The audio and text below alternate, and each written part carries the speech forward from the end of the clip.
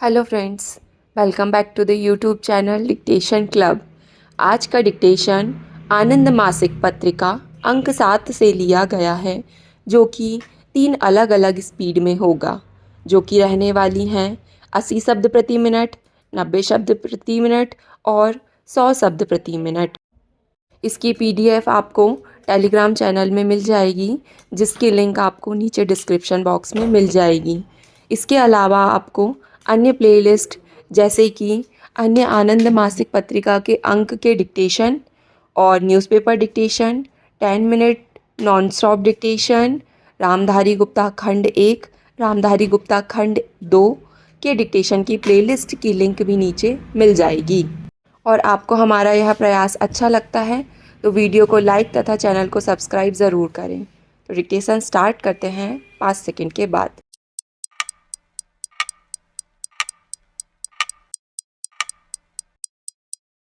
महोदय, अब जरा सोचें कि इस छोटी सी बात को समझने के लिए ना तो कोई कमीशन बैठाने की ज़रूरत, ना कोई कानून बनाने की ज़रूरत है।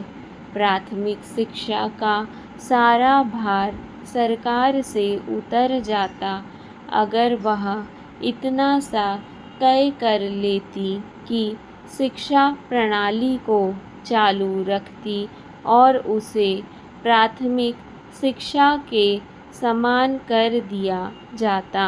उस पढ़ाई के बाद माध्यमिक शालाओं में सीधा प्रवेश दे दिया जाता। इससे सरकार को न तो हजारों भवनों का, लाखों शिक्षकों के वेतन व अन्य खर्चों का भार सहन करना पड़ता और न आए दिन हड़तालों व आंदोलनों का सामना ही करना पड़ता, बल्कि कुछ विशेष प्रेरणा देकर ऐसे क्षेत्रों में भी पाठशालाएं खुलवाई जा सकती थीं जो उपेक्षित या तिरस्कृत क्षेत्र हैं, और यह काम भी गैर सरकारी तौर पर किया जा सकता था। अगर इसमें कोई व्यावहारिक कठिनाई हो रही तो उसे दूर किया जा सकता है। अगर हमारी सरकार पुरानी शिक्षा नीति पर ही चलती रहती है तो आज साक्षरता के लिए तरह तरह से भारी भरकम, खर्चीले और जो दिखावटी कार्यक्रम चलाए जा रहे हैं उनकी कोई आवश्यकता ही नहीं पड़ती। प्रौढ़ शिक्षा कार्यक्रम आज सरकार चलाती है क्योंकि अमेरिका से यह फार्मूला आयात किया गया है। सरकारी लोगों को यह कौन समझाए कि भारत का प्रौढ़ जन तो इतना शिक्षित है कि पढ़ाने वाले केवल वेतन भत्ता ही उठा सकते हैं। हस्ताक्षर करने की शिक्षा ही प्रौढ़ शिक्षा है, तो यह काम तो किसी प्रौढ़ के बच्चे भी कर सकते हैं। साक्षरता या प्राथमिक शिक्षा के एक पहलू के बाद इससे ऊपर की चर्चा के बाद इससे ऊपर की शिक्षा पर विचार किया जा सकता है। पहले तो हमें यह तय करना होगा कि माध्यमिक या उच्चतर माध्यमिक शिक्षा के ऊपर शिक्षा देने का काम ही सरकार के जिम्मे न रहे। जो लोग उच्च शिक्षा प्राप्त करना चाहें उनकी पात्रता निश्चित मापदंडों के साथ तय कर दी जाए और गैर सरकारी प्रतिष्ठानों, न्यासों एवं सरकारों को चाहिए कि इन योग्य पात्रों को शिक्षा के लिए प्रदान करें।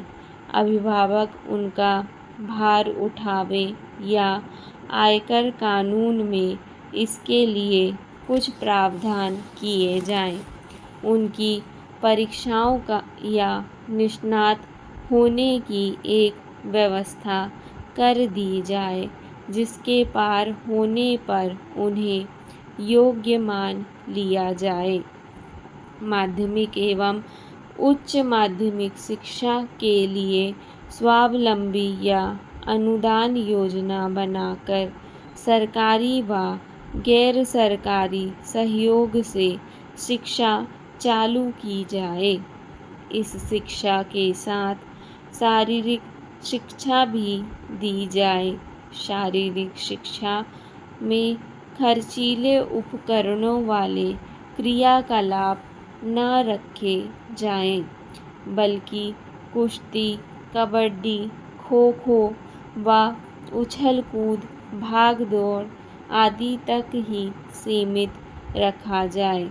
जो लोग खेल-कूद में व्यापारिक लिहाज से दक्षता प्रदान करना चाहें, उनका खर्च सरकार को ही नहीं उठाना चाहिए।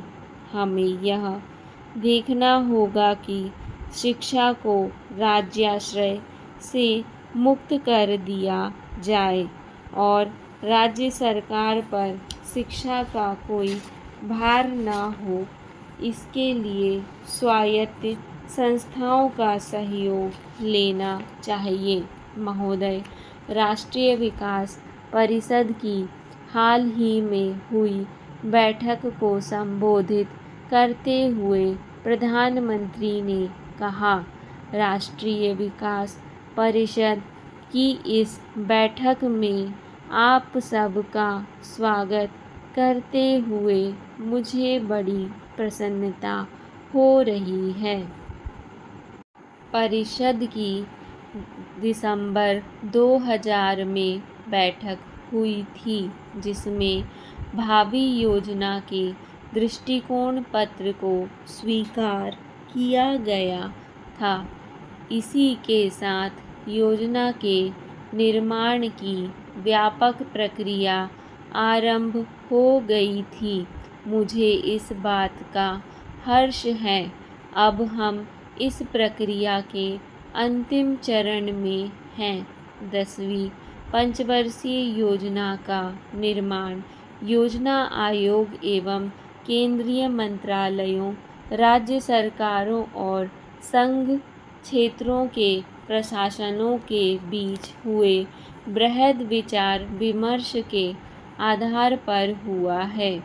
अब यह योजना इस महत्वपूर्ण सभा के समक्ष विचारार्थ प्रस्तुत है। हमारे चारों ओर आर्थिक, सामाजिक और राजनैतिक क्षेत्रों में महत्वपूर्ण परिवर्तन हो रहे हैं। बाजार की शक्तियों एवं उदार नीतियों से संचालित विकास के एक नए दर्शन का उदय हो रहा है।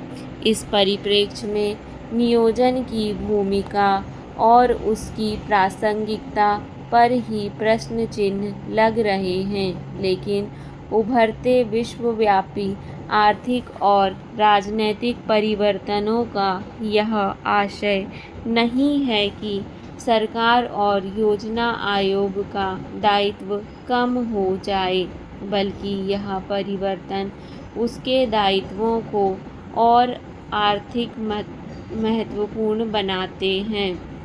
राष्ट्रीय विकास परिषद की पिछली बैठक में मैंने देश के लोगों के सामाजिक, मानवीय और आर्थिक विकास में नियोजन की महत्वपूर्ण भूमिका पर बल दिया था। इसकी आधारभूत सामाजिक ढांचे का सृजन करने एवं मानवीय विकास के क्षेत्र में तो भूमिका और भी अधिक महत्वपूर्ण है। सार्वजनिक क्षेत्र के हमारे अपने अनुभव तथा विश्व के कई अन्य देशों के अनुभव से यह पता चलता है कि कतिपय विशिष्ट परिस्थितियों में बाजार कार्यकुशलता को प्रश्रय देने का माध्यम हो सकता है। हम सभी को बाजार की इस भूमिका को स्वीकार करना चाहिए, लेकिन इस देश की प्रगति और विकास को केवल बाजार के तंत्र के भरोसे ही नहीं छोड़ा जा सकता। अपने लोगों की न्यूनतम आवश्यकताओं की पूर्ति के लिए हम केवल बाजार पर ही निर्भर नहीं रह सकते। सभी को शिक्षा और स्वास्थ्य सुविधाएं हम बाजार द्वारा उपलब्ध नहीं करा सकते। हमारी निर्धन ग्रामीण जनता को बाजार अकेला रोजगार और जीवन यापन के लिए पर्याप्त मजदूरी की गारंटी नहीं दे सकता। विकास के एकमात्र माध्यम के रूप में बाजार की इन सीमाओं को स्वीकार करना होगा और यह भी आगे हम सभी को भली भांति पता है। अतः इन सीमाओं से पार पाने के लिए हमें कोई और रास्ता अपनाना होगा और यह रास्ता केवल राज्य द्वारा हस्तक्षेप का ही हो सकता है।